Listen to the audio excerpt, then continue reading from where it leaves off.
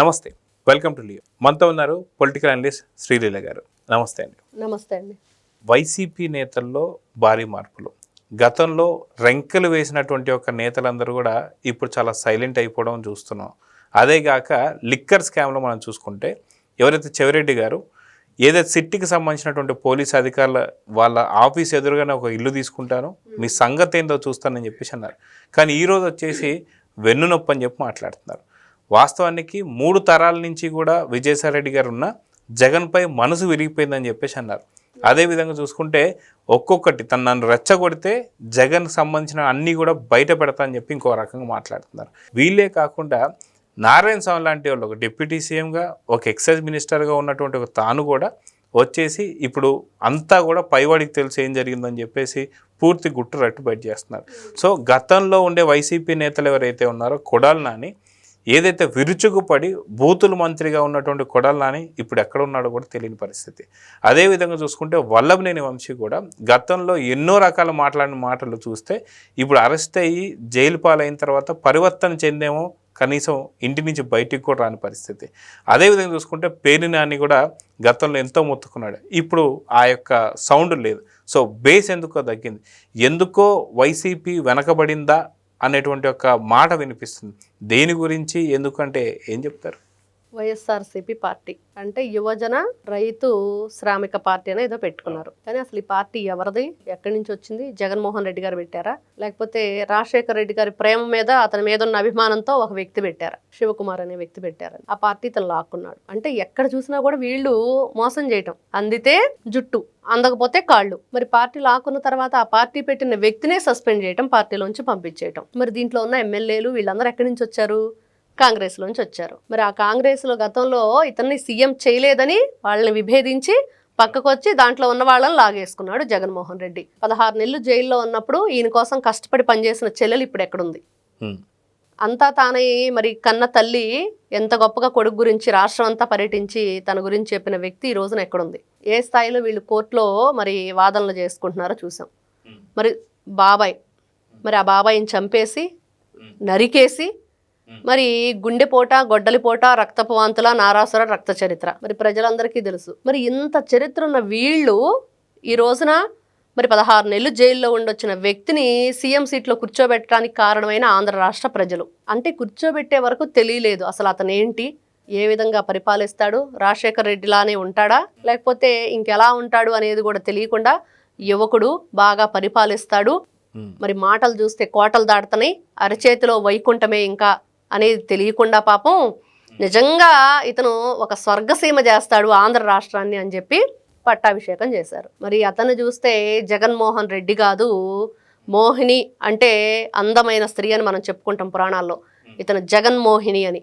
మరి ఇతను జగన్ ఆసురుడు, ఇతను ఒక అసురుడు, రక్త మాంసాలు తినే ఒక సంస్కృతి ఉన్న వ్యక్తి. తనతో పాటు ఉన్న వాళ్ళను కూడా అలానే తయారు చేశాడు. ఇంకా 2019 నుంచి 24 వరకు ఆంధ్ర రాష్ట్ర ప్రజలు పడిన బాధలు అన్నీ ఇన్ని కాదు. ప్రాణాలు కోల్పోవటమే, ఇంకేం లేదు. ఆస్తులు కోల్పోయినా పర్లేదండి, అనారోగ్యం పాలవటం. అంటే మనాళ్ళు పెద్దాళ్ళు చెప్తూ ఉండేవాళ్ళు ఆరోగ్యమే మహాభాగ్యం అని. అంటే ఆరోగ్యానికి మించిన భాగ్యం ఇంకోటి లేదు. ప్రశాంతంగా ఏది తిన్నా అరిగి ఏదో పని చేసుకుని వచ్చి సాయంత్రానికి మంచిగా నిద్ర పడితే చాలు, చెట్టు కిందన్నా పుట్ట కిందన్నా కూడా కాలం గడిచిపోయిద్దని పెద్దవాళ్ళు చెప్పేవాళ్ళు. అలాంటి జగన్మోహన్ రెడ్డి ఏం చేశాడు, తన ఆస్తులు కూడబెట్టుకోవటం కోసం ఒక పెద్ద లిక్కర్ స్కామ్ అనేది చేసి ఆ మాఫియాలో వీళ్ళందరినీ ఆ లిక్కర్ తాగించేసి వాళ్ళ అవయవాలన్నీ చెడిపోయేటట్లు చేసి వాళ్ళని ప్రాణాలు కూడా లేకుండా చేసి ఈ రోజున దాంట్లో ఇరుక్కుపోయిన వీళ్ళందరూ కూడా ఎంతమంది దాంట్లో ఇన్వాల్వ్ అయ్యారు, వాళ్ళందరూ ఈ రోజున జైళ్లు పాలయ్యి మరి అప్పటి వరకు జైలుకి వెళ్ళబోయే వరకు కూడా వీరులం, సూరులం, ప్రతాపులం అని చెప్పేసి ఎన్నో ప్రగల్భాలు పలికి అసలు మేము చాలా మంచి వాళ్ళం, నీతికి నిజాయితీకి మారుపేరు వైఎస్ఆర్సీపీ పార్టీ, మా అంత ధర్మప్రభువులు ఇంకొకరు ఉండరు అన్నట్లుగా ప్రగల్భాలు పలికారు.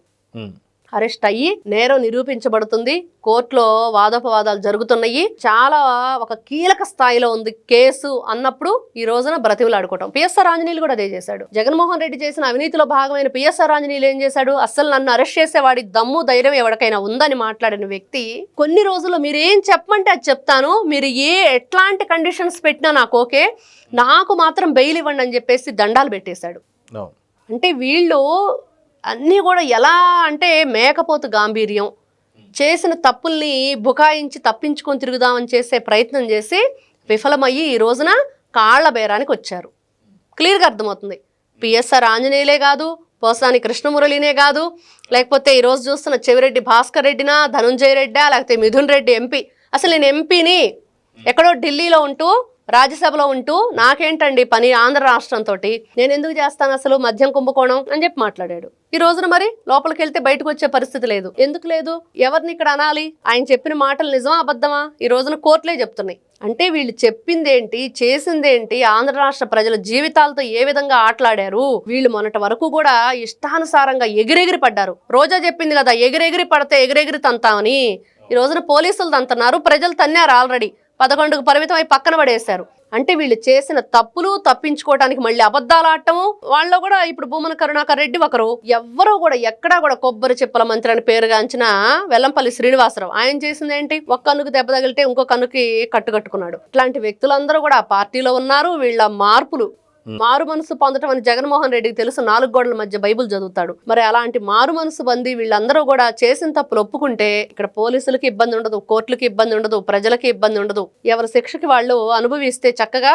అంటే నిజంగా ఇది చూసిన దగ్గర నుంచి ఆ రాజధాని ఫైల్స్ లాగా ఇప్పుడు లిక్కర్ స్కామ్ ఫైల్స్ మూవీ వస్తుంది కదా, ఆ ట్రైలర్ చూస్తే వీళ్ళు చేసిన తప్పులకి వీళ్ళు అనుభవించే శిక్ష చాలా తక్కువ, ఉరి శిక్ష కూడా తక్కువేనని ప్రజలు భావిస్తున్నారు. అయితే అదే కాక మనం చూసుకుంటే విజయసాయి రెడ్డి గారు గతంలో నిజంగా చంద్రబాబు నాయుడు గారు నిజంగా 2029లో నువ్వు బతికే ఉంటే అప్పుడు నీ సంగతి తెలుస్తా అని చెప్పేసి అని మాట్లాడారు. అలాంటి వ్యక్తి కావచ్చు. అదే విధంగా చూసుకుంటే కొడాలి నాని నిజంగా నువ్వు మళ్ళీ ఒకసారి ముఖ్యమంత్రి అయితే నీ కాళ్ళ దగ్గర బూట్లు తుడుచుకుంటా అని చెప్పి అమ్మనా బూతులు మాట్లాడాడు. వల్లభనేని వంశీ వ్యక్తిగత హననం చేస్తూ అసెంబ్లీ సాక్షిగా తను మాట్లాడిన మాటలు మనం చూస్తూ వస్తున్నాం. సో ఇప్పుడు ఎందుకని ఇలాంటి మనుషులు మారిపోయారు?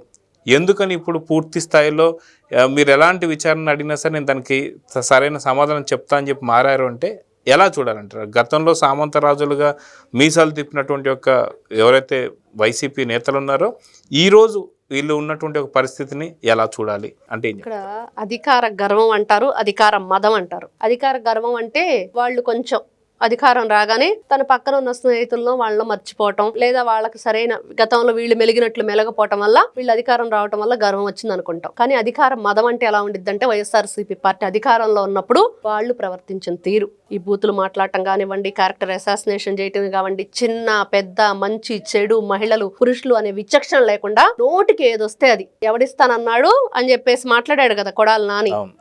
సన్నబియ్యం మరి ఇలాంటివన్నీ కూడా పుట్టుకల గురించి మడిచి ఎక్కడో అన్నారు, పిచ్చోడు రాసుకుంటున్నాడు అన్నారు, మతిమరిపోడు అన్నారు. ఇంకా వాళ్ళ నోటికి హద్దుపద్దు. రోజా ఒక మహిళ అంటే మహిళలు మాట్లాడటానికి కూడా సిగ్గుపడే విధంగా ఆవిడ గురించి ఆవిడ ప్రవర్తించిన తీరు, ఆవిడ హావభావాలు అన్ని చూసాం. ఇంకా శ్రీరెడ్డి ఇంకా చెప్పుకోవటానికి కూడా ఇంకా మనం మాట్లాడలేని మాటలన్నీ ఆవిడ మాట్లాడింది. మరి సుధారాణి, పెద్దిరెడ్డి సుధారెడ్డి, ఆ అమ్మాయి మాట్లాడిన మాటలు ఎంత నీచంగా, ఎంత ఘోరంగా వీళ్ళు గతంలో చేసిన పనులు, అధికార మదం, కళ్ళు నెత్తికెక్కి ప్రవర్తించారు.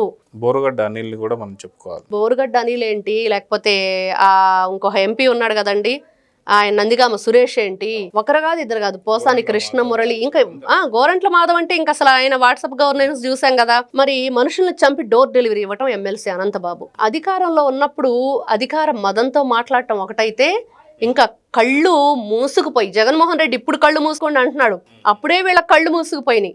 అంటే వీళ్ళు ప్రవర్తించిన తీరు, ప్రజల పట్ల ఒక గౌరవం కానీ, ఒక మర్యాద కానీ, మంచి చెడు ఏది పెద్ద చిన్న అనేది మర్చిపోయి వీళ్ళు ప్రవర్తించిన తీరుకి ఈ రోజున శిక్ష అనుభవించి తీరాలి ఎవరికైనా సరే. కాలం ఒకేలా ఉండదు ఎప్పుడు.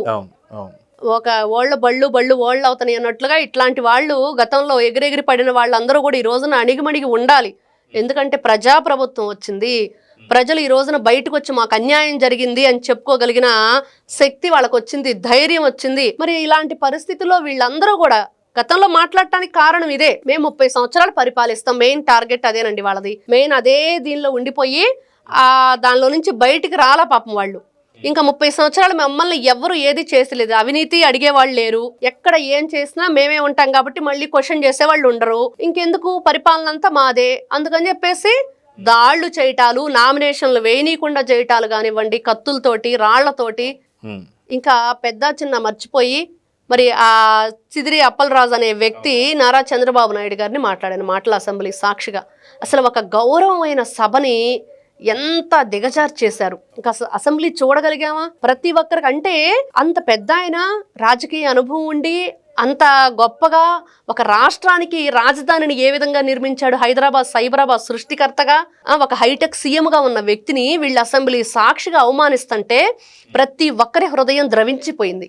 చూడలేకపోయాం. టీవీలు కట్టేసాం, టీవీలు అసలు మానేసాం, ఛానల్స్ తీసేసాం, పేపర్స్ మానేసాం.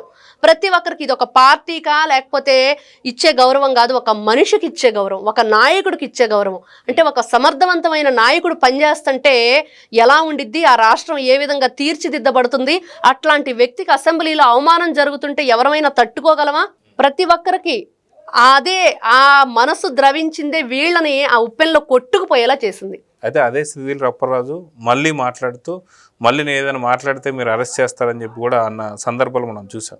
సో మొత్తానికి చూసుకుంటే వైసీపీ నేతలు ఎవరైతే ఉన్నారో వాళ్ళందరూ కూడా గతంలో వీరంగం సృష్టించిన వాళ్ళందరూ కూడా ఇప్పుడు సైలెంట్ అవుతున్నారు. దానికి కూటమి ప్రభుత్వం ప్రజాసంబద్ధంగా వాళ్ళకి అన్ని రకాలైనటువంటి ఒక వసతులు ఇచ్చి, అంటే హైకోర్టులో ముందస్తు బెయిల్ అప్లై చేసుకుంటున్నారు, అటు సుప్రీంకోర్టులో బెయిల్ అప్లై చేసుకుంటున్నారు.